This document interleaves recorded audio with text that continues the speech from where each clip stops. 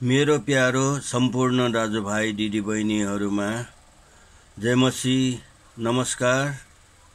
प्रभुको सन्देश कार्यक्रममा स्वागत छ। आज पनि म तपाईहरूलाई परमेश्वरको वचनबाट आशिषित बनाउन आएको छु। ध्यान दिई सुनेर आशिषित भइदिन हुन अनुरोध गर्दछु। आज म तपाईहरूको बीचमा बाइबल धर्मशास्त्र पाठ यशायाको पुस्तक पुरानो नियमबाट 33 अध्यायको 22 पदबाट परमेश्वरको वचन बोल्न गइरहेको छु। परमेश्वरले मलाई यो वचन दिनुभएको छ। किनभने परमेश्वर हाम्रो न्यायाधीश हुनुहुन्छ, परमेश्वर हाम्रो संस्थापक हुनुहुन्छ, परमेश्वर हाम्रो राजा हुनुहुन्छ। उहाँले हामीलाई उद्धार गर्नुहुन्छ। यी चारवटा विषयहरूमा केन्द्रित रहेर हामी आज परमेश्वरको वचनलाई आशिषपूर्ण रूपले हामी सुन्न गइरहेका छौँ।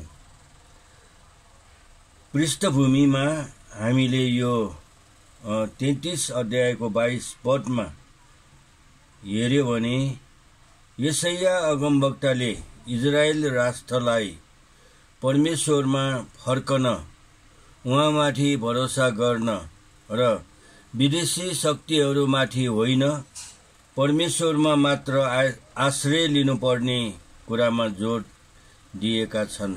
यशाया 33 अध्यायमा विशेष गरी परमेश्वरको महानता, उहाँको रक्षा, न्याय र उद्धार दिने चरित्रलाई वर्णन गरिएको छ। यो पदलाई सजिलो गरी हेर्नेछौँ। परमेश्वर हाम्रो न्यायाधीश हुनुहुन्छ। पहिलो कुरा, परमेश्वर नै अन्तिम र सर्वोच्च न्याय गर्ने प्रभु हुनुहुन्छ। उहाँको निर्णय सच्चा र धार्मिक हुन्छ। यसले देखाउँछ कि उहाँ कुनै मानव न्यायालय भन्दा बढी न्याय हुनुहुन्छ। हामीले हाम्रो दोष वा निर्दोषताको फैसला परमेश्वरमै छोड्नु पर्छ। हामीले न्याय गर्नु हुन्न भन्ने कुरा यसले देखाउँछ। दोस्रो कुरामा, परमेश्वर हाम्रो व्यवस्थापक हुनुहुन्छ। व्यवस्थापक भन्नाले शासक, व्यवस्था गर्ने, निर्देशन दिने भन्ने बुझिन्छ। परमेश्वरले आफ्नो प्रजा, आफ्नो मानिसहरूलाई मार्गदर्शन दिनुहुन्छ। उहाँको व्यवस्था, नियम र आज्ञाहरू हाम्रो जीवनको मार्गदर्शक हुन्। तेस्रो कुरामा, हामीले परमेश्वर हाम्रो राजा हुनुहुन्छ भन्ने वचन पाउन सकिन्छ। राजा भन्नाले सर्वोच्च अधिकार भएको शासक जनाइन्छन्। परमेश्वर हाम्रो जीवनका सबै क्षेत्रमा प्रभुत्व राख्न चाहनुहुन्छ। उहाँले हामीलाई शत्रुबाट रक्षा गर्नुहुन्छ र आफ्ना राज्यमा हामीलाई बसाल्नुहुन्छ। चौथो कुरा, उहाँले हामीलाई उद्धार गर्नुहुनेछ। तीनवटा हैसियत, न्यायाधीश, व्यवस्थापक, राजा उल्लेख गरेर अन्त्यमा यशायाले परमेश्वरले आफन्त जनताहरूलाई, मानिसहरूलाई उद्धार गर्ने आशा दिनुभएको छ। उद्धार केवल भौतिकी सङ्कटबाट मात्र होइन, आत्मिकी र अनन्त जीवनका लागि पनि हो।